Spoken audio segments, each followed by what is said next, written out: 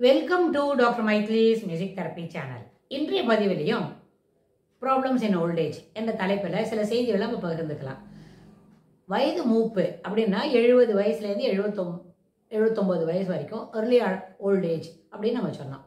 இந்த நேரத்திலே சிலவங்களுக்கு கம்யூனிகேஷன், அதாவது தனக்கு என்ன தேவை என்பதை சொல்கிறத காட்டிலும் தனக்கு என்னெல்லாம் பேச தெரியும், என்னெல்லாம் தனக்கோட அறிவு ஆற்றலை அவங்க பால்யத்தில் சில வேலையெல்லாம் செய்திருப்பாங்க இல்லையா, அதுக்கு தகுந்த மாதிரி இருக்கிற அவங்களோட அனுபவத்தை பகிர்ந்துக்கிறதுக்கு அவங்க தயாராக இருப்பாங்க.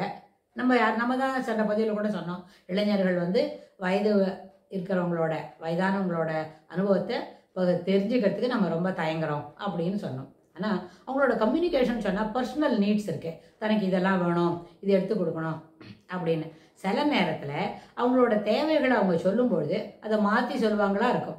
ஆனால் சிலவங்க இருக்கிறாங்க, தனக்கு பக்கத்தில் ஒரு சாமான் இருக்குது, அதை எடுத்துக்கணும் அப்படின்றது கூட மறந்துட்டு வேறு பக்கம் இன்னொரு ரூமில் இருக்கிறவங்க, இன்னொரு ஃப்ளோரில் இருக்கிறவங்கள கூப்பிட்டு என்னோட மொபைல் எங்கே இருக்குது பாரு, என்னோட வாட்சே காணும் பாரு, என்னோட மூக்கண்ணாடி எங்கே இருக்குது அப்படின்னு சொல்லி கேட்பாங்களா இருக்கும். ஏன்னா 70 வயசு தாண்டினவங்க மூக்கண்ணாடி போட்டுக்கிறது சரியான விஷயம்தான். அது அவங்களுக்கு அந்த நேரத்தில் கண்ணோட அந்த ஒளியோ பார்க்குற திறனோ குறைபாடு உடையதாக இருக்கும். அதுக்கு அவங்க மூக்கண்ணாடி ஸ்பெக்டக்கிள்ஸ் வச்சுருப்பாங்களே தான். அந்த ஸ்பெக்டக்கிள்ஸ் எங்கே இருக்குதுன்னு தெரியலேன்னு சொல்லி யாரையான கூப்பிட்டு எடுத்து கொடுக்க சொல்லுவாங்க. அப்போது அவங்க எடுத்து கொடுக்குறவங்க இது என்ன, எதுக்கு போய் என்ன கூப்பிட்றாங்க, உங்கள் பக்கத்துலேயே இருக்குது அப்படின்னு சொல்லாமல் இது இங்கே இருக்குது அப்படின்னு சொன்னால் it makes a world of difference. ஏன்னா நம்ம ஏதோ ஒரு சாமானை கேட்குறோம், அதை எடுத்து கொடுக்குறாங்கன்னு. ஆனால் அந்த எடுத்து கொடுக்கும் பொழுது அந்த ஒரு சூடான பதிலை காட்டிலும் இனிமையான பதில் ஏற்புடையது.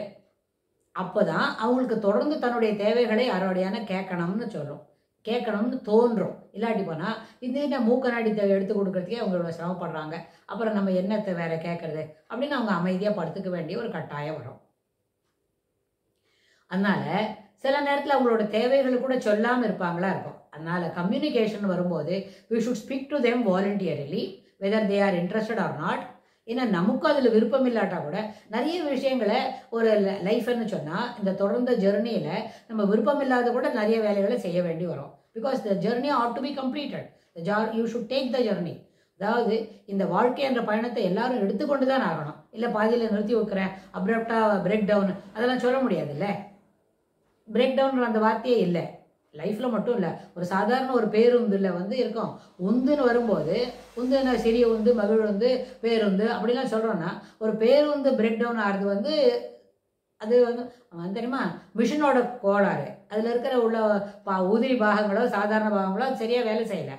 ஆனால் வாழ்க்கை என்ற பயணத்தில் இந்த வண்டியில் பிரேக் டவுன் கிடையாது. It should go continue to, அது நிகழ்வு முடிகிற வரைக்கும், இந்த பயணம் முடிகிற வரைக்கும் தொடர்ந்து போயிட்டே தான் இருக்கணும். அப்போ நம்மளுக்கு விருப்பம் இல்லை, மனம் இல்லை அப்படின்னு அந்த வார்த்தைகள்லாம் அங்கே இல்லவே இல்லை, அந்த டிக்ஷனரியிலே இல்லை. அதனால் அந்த பயணம் தொடர்ந்து மேற்கொள்ள வேண்டும் அப்படின்னா அதில் நம்மளோட கூட சேர்ந்து நம்மளோட முதியவர்களும் அழைச்சின்னு போனோம்.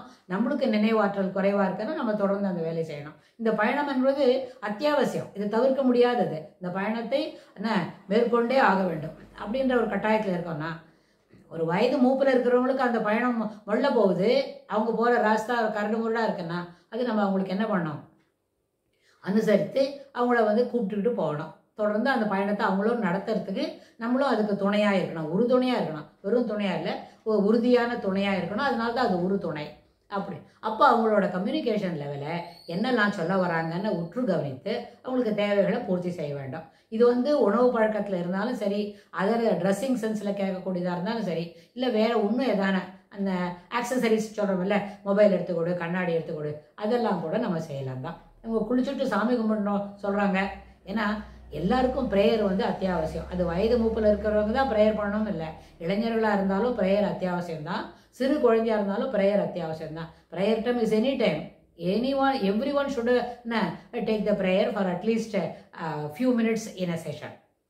ஒரு காலை மாலை மதியம் அப்படின்னு ஒரு நாளைக்கு 3 வேளையும் என்ன பண்ணலாம், இறைவனை கூப்பிட்டு எனக்கு இந்த நல்ல வழியாக என்னோட இந்த பயணத்தை தொடர்ந்து நடத்துறதுக்கு வாய்ப்பு கொடுங்க அப்படின்னு நம்ம கேட்குறோம் தான். அது வயதானவங்களும் நிறைய கேட்பாங்கன்னா அதுக்கு கூட இளைஞர்களோட துணை அவசியம். ஆனால் இது எல்லாவற்றையும் அவங்க நம்ம பிள்ளைங்களை கேட்கலாம் தான் அப்படின்ற ஒரு நம்பிக்கை இருந்தால் அந்த பிள்ளைங்க முகம் கோணாமல் இந்த வேலைகளை செய்யணும். இது அத்தியாவசியம். ஏன்னா பெரியவங்களுக்கு நம்ம உதவி செய்கிறோம் அப்படின்ற அந்த மனப்பான்மை அடுத்த தலைமுறைக்கு இதை எடுத்துக்கிட்டு போனோம்னா இப்போ இருக்கிற இளைஞர்கள் இது செய்தால் தான் சிறு குழந்தைகளுக்கு அவங்க ஒரு ரோல் மாடலாக இருக்க முடியும். ஸோ கம்யூனிகேஷன் வரும்போது அவங்க எல்லாவற்றையும் சொல்லணும். வயதானவங்களும் எல்லாவற்றையும் சொல்லணும். தனக்கு தேவைகளை கேட்டு பெறணும். நம்மளே அவங்களுக்கு தேவைகளை உணர்ந்து செய்கிறது அது வேற விஷயம். அது வேற கேட்டகரியில் இருக்குது. அவங்க கேட்ட பிறகு நிச்சயமாக அந்த அவங்களோட கம்யூனிகேஷனு நம்ம புரிஞ்சுக்கணும். கம்யூனிகேஷன் என்ன சொல்கிறாங்க, எனக்கு தேவைகளை என்ன சொல்கிறாங்களோ அந்த பேச்சு, அந்த இதுக்கப்புறம் நார்மல் கான்வர்சேஷன் எப்படி இருக்கும் அப்படின்றதையும் நம்ம வரப்போகிற பதிவுள்ள பார்க்கலாம். அந்த தேவைகளை சொல்லும்பொழுதே முகம் கோணாமலும் இன்முகத்தோட இனிமையான conversation is a basic requirement. அவங்களுக்கு என்ன விருப்பமோ அவங்களுக்கு என்ன பிடித்தமோ அதை நமக்கு முக்கியத்துவம் கொடுத்து செய்கிறோம்னு சொன்னால் that it self gives a confidence. அவங்களோட நம்பிக்கை என்ன பண்ணோம், நம்ம வந்து சரியான இடத்துல தான் இருக்கிறோம், நம்மளுக்கு சரியான துணை தான் கிடச்சிருக்கு, நம்ம இருக்கிற அட்டெண்டர் வந்து சிறப்பான அளவில் தான் நம்மளுக்கு செய்கிறாங்க அப்படின்றத நம்ம முயற்சி செய்து பார்க்கலாம். நம்ம முயற்சி செய்து பார்க்கலாம். அவங்களும் என்ன பண்ணலாம், இவங்களோட இருக்கலான்னு வயதானவங்க என்ன நினைப்பாங்க, இவங்களோட நம்ம இருந்து முயற்சி செய்ய பார்க்கலாம், நம்மளுக்கு வர அட்டெண்டர் இப்படி இருக்கிறாங்கன்னு அவங்களும் நினைப்பாங்க. நம்மளும் இந்த வயதானவருக்கு நம்ம இந்த சர்வீஸை செய்து பார்ப்போம், ஹவ் இட் கம்ஸ் அவுட் அப்படின்னு பார்க்கலாம். இது ஒரு ட்ரையல் அண்ட் எரர் தான். பட் ஓவர் த பீரியட் இட்ஸே ஒரு வாரம் 10 நாளைக்குள்ள 1 or 2 வீக்ஸ்க்குள்ளேயே வி கேன் என்ன பண்ணோம், ஒரு ஜெல் பண்ணிக்கிற மாதிரி நம்ம இந்த உணர்வுகளையும் உறவுகளையும் நம்மளால் என்ன பண்ணணும், ஒன்றுபடுத்த முடியும்ன்ற எண்ணத்தை பெரியவங்களுக்கு வளர்க்கணும். நம்மளோட இளைஞர்களான நாமளும் அதை வளர்த்துக்கணும்னு சொல்லி இந்த பதிவை நம்ம நிறைவு செய்கிறோம். அதுக்கு தொடர்புடைய செய்திகளை வரப்போகிற பகுதிகளிலும் பார்க்கலாம். தேங்க்ஸ் ஃபார் வாட்சிங்.